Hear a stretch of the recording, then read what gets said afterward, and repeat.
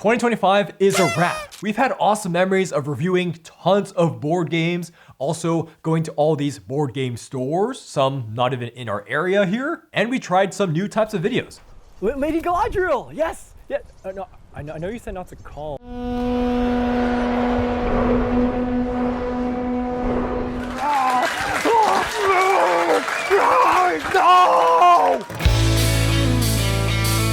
You should like, comment, and subscribe. Made this mini documentary thingy on FFG. Yeah, that was really fun to make and it did a lot better than I thought. I should probably do one on Kumi or not. So, if you know anything about it, please comment below or, tell me who I can talk to interview. Yeah. Oh, also, Twilight Imperium Thunder's Edge came out at the tail end of our challenge to play TI4 every single month for a year. So that's awesome.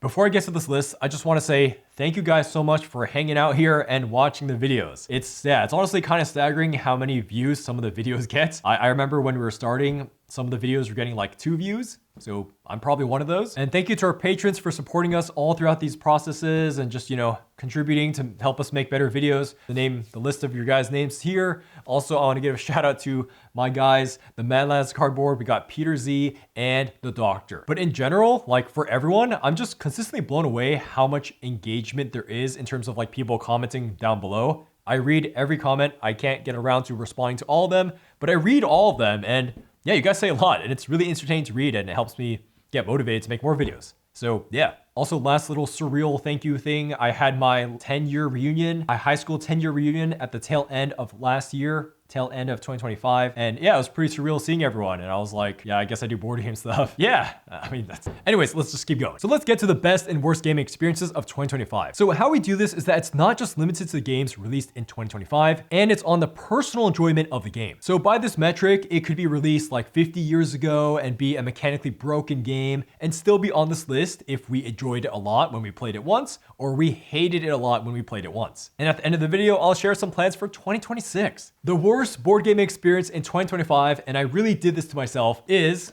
Thinkblot. This game is so fundamentally broken. It's nonsensical. Essentially, you're to write down what you see in the ink blots, and then you have to tell other people you see those things that you saw, and then ask them whether or not they saw it. The problem is that they have no incentive to say, yes, I saw it. So yeah, you could just have someone sandbagging you the whole time and no one scores any points. Now, of course, there are some laughs that happen because it is just that bad. But yeah, something about this game's ink blots, the nonsensical mechanics makes me feel really queasy. Okay, so you may say, well, what about a real game, right? Something more substantial. Well, Heroescape was definitely the most disappointing with the new Age of Annihilation Master set. Nostalgia did not really hold up there for me. I rated it a 4 out of 10, but you know what else was a 4 out of 10 personal score for me, but marginally worse? It was Twilight Struggle. A struggle. Yes, I know, I can already hear people groaning in disbelief. How this game is so good, right? So I didn't think it was going to be that fun because I tried it before in high school. I just thought it would be slightly more fun now because I'm a bit smarter and older. But the game to me still feels really dry despite it being literally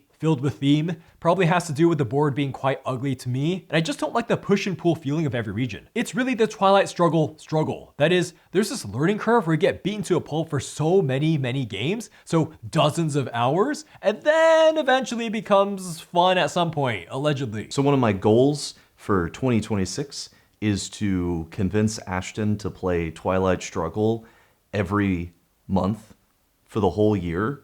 And eventually he will come to enjoy it, because that was my experience with Twilight Struggle. I played it so many times and I lost so badly, so often, that I came to love the game. Okay, before we get to my favorite game of the year, I actually want to talk about this game that really surprised me, and I've never mentioned it before on YouTube, which is this one. That's Wizard. I actually didn't do a review on it, rather I worked with them to make a reel, but in Shelfside fashion, I played the same game, but you know me, I had to play the game before I made any video, and it was so fun, and my buddy and I wanted to play it again right after, and then we played it again. So it's a really straightforward 1v1 bluffing wizard duel where you roleplay as learned wizards casting cool spells to defeat each other. I thought its take on the rock, paper, scissors dynamic was really good. You can either attack via various spells, or you can meditate to gain more mana, or you can block. There's pre-built characters, but with deck building potential, so you can continually customize. But we didn't do that, we just did the pre-builts, and it was just so charming to play. It never overstays its welcome with the diminishing resources and health, and it's so fun just trying to get into your fellow wizard's head. Expecto Patronum something. Yeah, it's just fun to LARP as Harry Potter people. Crucio. Oh shoot, I'm not allowed to say that word. It's like forbidden or something. This actually reminds me of finding Coup, the party board game, for the first time, except of course, Coup is for up to 6 players and this is 1v1 only. Okay, now let's take a glance at Alexander's 2025. There's some other, I guess, notable add-ons or exceptions. I don't really want to play Frosthaven again. I played it to death, had a blast. Just not really feeling it currently. I really liked Nemesis, Retaliation. Thought that was extremely fun. There's a war game, miniatures game I've been playing on Tabletop Simulator called Firelock 1980X. That is great, really fantastic. Wish I could play it in person. That's a super cool miniatures game. It's probably my favorite miniatures game I've ever played. Granted, I haven't played that many.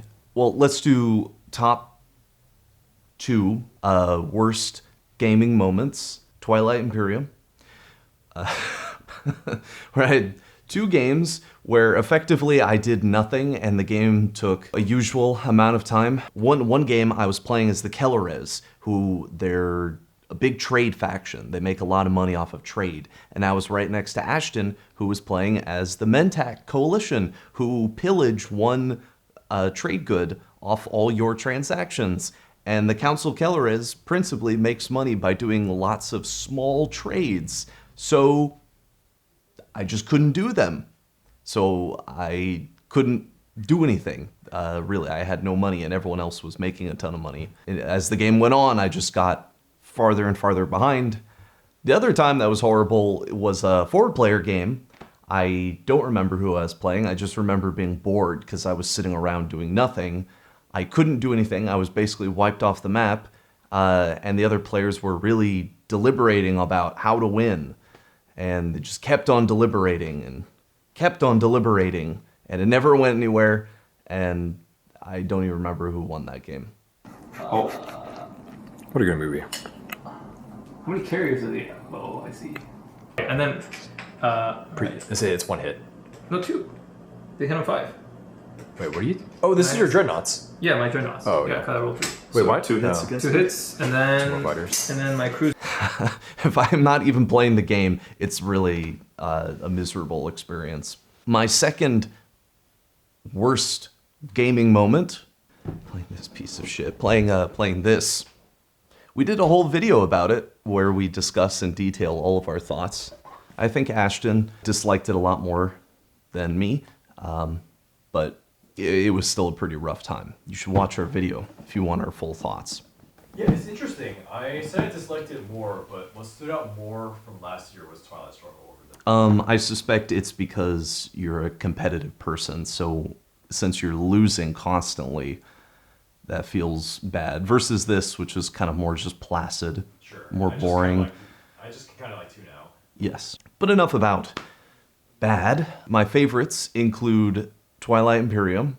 Not those games. The game I had the most fun with was the first game we played of the new expansion, Thunder's Edge, which was really cool. Everyone was playing a new faction, so it was all little new experience, and we had some new relics that were in the deck, and a lot of the planets were totally new to everyone.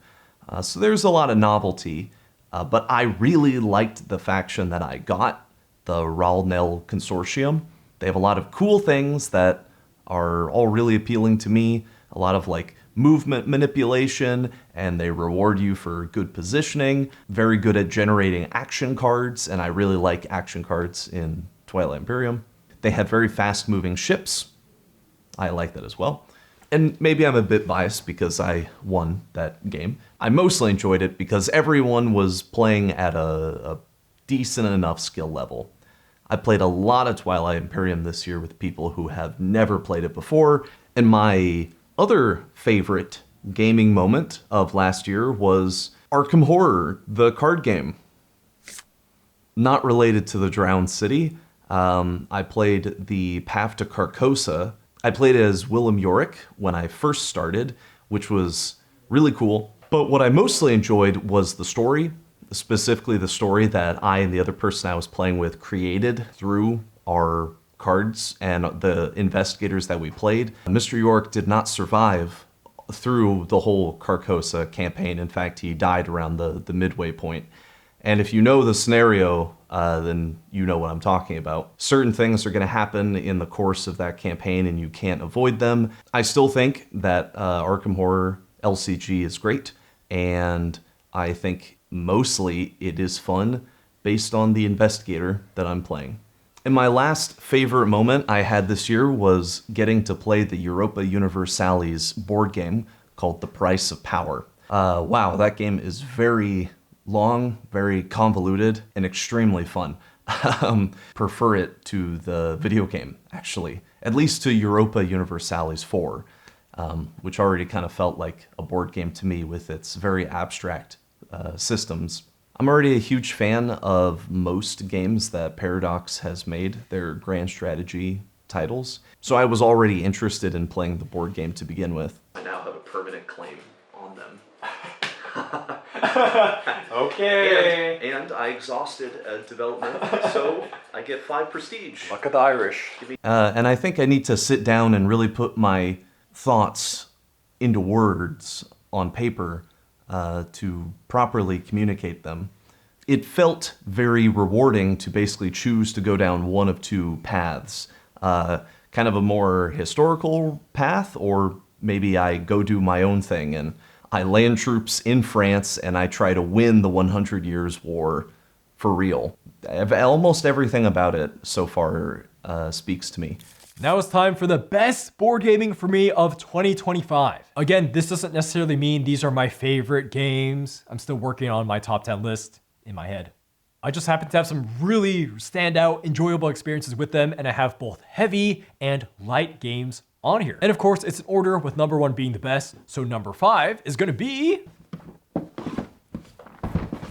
Nemesis Retaliation. My favorite one of this out of the 4 I played in 2025 is actually the first one, the learning one. There was some magic that happened when the game just kind of clicked for all of the new people, and then we started thinking of all the devious things we could do and being really scared of the devious things other people could do to us. I remember mid-game, the officer and I were just running around the queen like it was some silly slasher film, while I was silently terrified that he would order me to do something stupid at any time. Then I achieved my objective, but it was on the brink of death, so I started sprinting as fast as I could to get healed, but I guess my heart was beating so fast, and then the larva in my chest hatched, so I just collapsed mid-sprint.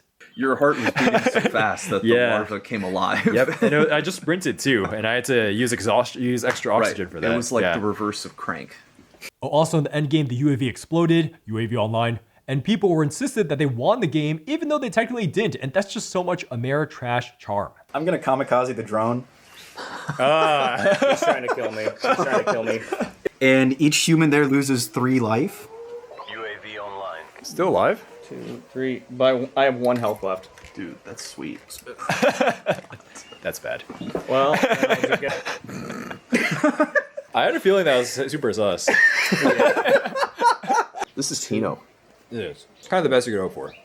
Yeah, later of games of this were also entertaining. I suspect that this could be on next year's list too. The game is just so thematic and really good at muddying intentions, so it doesn't quite feel as stressful as a normal, long social deduction game. But it has plenty of the same payoffs. And again, the game doesn't self-implode like other long social deduction games, so I can actually get around to tabling it.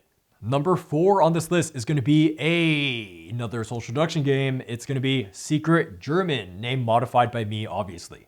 So it's a shame I don't really have video footage of this, so I'll do my best to explain. So we played this game 3 times in a row with both veterans and newcomers. I consider myself kind of in between both of those. So then by this 3rd game, everyone was pretty comfortable with the mechanics. And then, for the first time in my life, I got dealt the secret role of the Austrian failed artist dude. And yeah, that was a blast. This was a very freaky experience at first of just, I don't know who the other bad guy teammates are. Then at some point, the good guys were about to win. They just needed one more good guy policy. And then one of the for sure good guys handed me 2 policies, 1 good and 1 bad. Then I looked at it and said, there's only 2 bad ones. And he totally agreed. So he was actually a bad guy as well. Then the whole table thought both of us were for sure the good guys then, so it was a lock. Yeah, the Austrian speechmaker got to win that day. Number 3 best experience is Incan Gold. So this one surprised me because I've owned Incan Gold for about 9 years so far. This is the new edition, and this was a blast. Thanksgiving.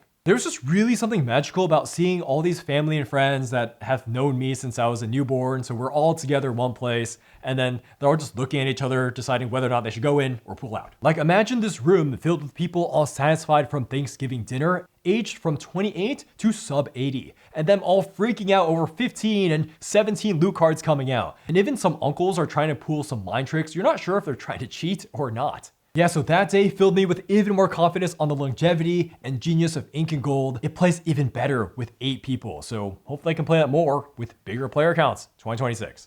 This is the number 2 experience of this year. It is Twilight Imperium 4. And in 2025, this is the most Twilight Imperium I've ever played in a single year. Probably 3 times more than any other single year of Twilight Imperium. We played a lot with POK, and then we added the Codex 4, and then we added Thunder's Edge, and we even played Twilight's Fall and Thunder's Edge. And we still only played 11 games as opposed to the 12 I was envisioning for this year's TI4 marathon, so we'll have to play more next year. So out of all these games, my favorite was surprisingly the 3-player one with just Prophecy of Kings, where the ending was so good. I played Nalu for the first time with this expansion, and I quickly found out that their agent ability is probably the best in the game. Then if they grab Imperial, they can still be priority 0, which is just so dirty if you own Megatol like I did. We had a new player who was figuring out Krios, which definitely isn't the easiest to do. And so he and Alexander, who is a very competent extra pilot, conspired to slow me down for much of the game. However, I was able to get the Nalu tech where if you attack me, you lose a fleet token. So I knew I could be an absolute pest, just bothering them with not too much threat of retaliation. Especially a little bit scarier because the board was really resource starved with a 3-player hyperlane. Eventually, Krios said, okay, you're too far ahead. So he made a deal with Extra to move the Extra home base right next to my home system. Great, so now I have Turtle Flagship PDS plus normal PDS shooting into my home every time I produce. So I delayed production until I figured out what to do, then Extra uses Peace Accords to gain control of one of my home planets, so I can't score points anymore, and he just didn't even have to invade. It was utter misery. Okay, so at some point we're all at 8 or 9 points, all struggling to get to the last points because the map is so resource sparse. But I do manage to get my home base back somehow. So then we flip over a tier 2 objective that needs 10 trade goods. Luckily, I have a card that scuttles ships to trade goods. So I bait out the Extra action cancel and then get 8 trade goods, so now I'm at 10. Great. So now all I need to do is survive until the end of the round. Kill as much of his as possible, and then I can move in. Yeah, of course, I will do that. Well, Krios finally decides to go full aggro and attacks my home base to get the final VP he needs to win off of my Shard of the Throne. But then Extra sees this as a threat, and Krios doesn't pay him anything to not get fired upon. So then a ton of artillery fires, half of the Krios fleet dies, and then when I actually get attacked, I play one of the nastiest action cards in the world that everyone actually knew I had because I accidentally told people about it before. This card is Rout. That's awful. What's unbelievable bad luck. So I did 1 to you did 1 to me. Yeah, I did 1. So then Krios has to retreat after 1 round of combat, and I survived that because his fleet was peppered down by the Extra. Okay, so we both. And then that's lose it. a fighter. And then you have to retreat. So then that was it. The Extra had not really any fleet. They put all their power into PDS. Krios had to retreat, so then I just cinched a win. So I'm sending in the weakest fleet imaginable. I crunch it. Spend the 10. All right. Well played, everyone. Well played. Support for throne? Oh yeah, so before you do that, I'll just give support for the throne to Andrew. I've done that. Oh, then it'll could've be over. rocked Then it. I lose. That's stupid. I shouldn't do that. My favorite action was swapping your planet. Yeah, that was like game shattering. Probably single-handedly put me in the running because I don't think And look at this. What a good ending game state. It's just everyone is just together. Yes. Yeah, It's perfect. it's perfect.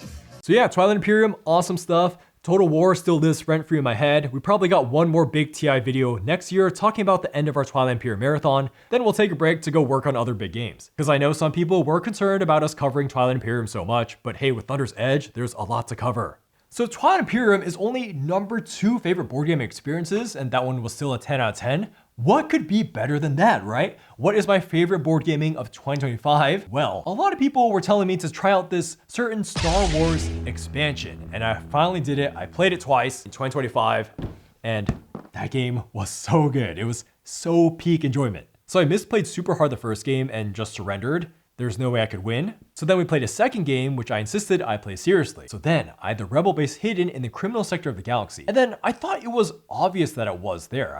It seemed like all hope was lost again. I was straggling on points for most of the game, but then even the Empire second guessed himself and thought that Hoth was my rebel base on the other side of the galaxy. Perhaps he got scared by my mind tricks and wasted time. That's the beauty of the cat and mouse system actually, as the game is never quite over because the Empire doesn't know where the rebel base truly is, despite what they say and do. And even when they find it, the game isn't over either, because it's Star Wars, you gotta do a showdown. And being in this theme, even though I think Star Wars stock has been dropping in the past 5 years, it's still really fun to hang out here. I will say the expansion combat helps a little, but I'd be totally down to play this game even without the expansion. I don't have too many other notes on this one. We'll have a video for it coming out early next year, and it's inspired that every Star Wars Rebellion game ever video, so lots of my feelings are reflected over there.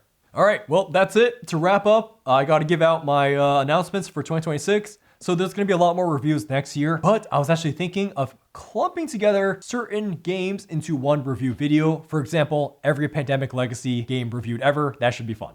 I really think it gives more clarity when certain games are compared and contrasted with other games that are very similar to it. And then we also have a lot of sketch videos planned. We have so many, so this should be dropping. One of those is dropping pretty soon. We're gonna be filming that a lot tomorrow here.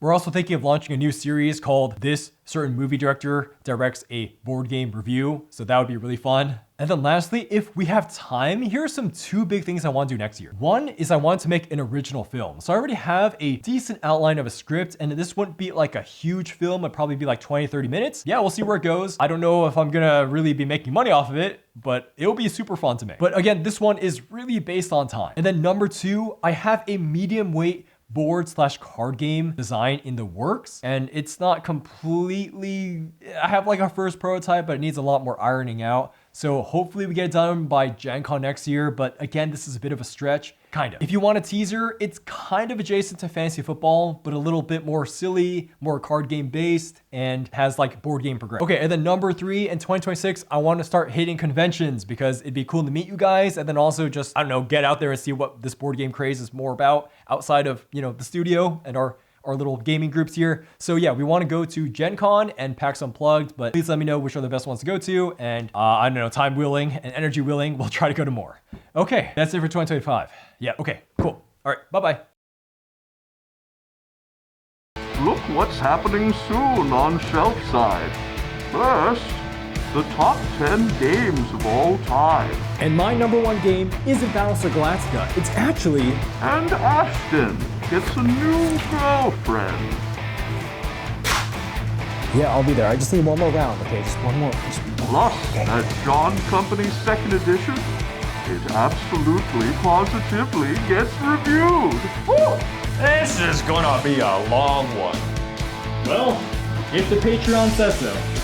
Oh, new Shelfside. Coming soon.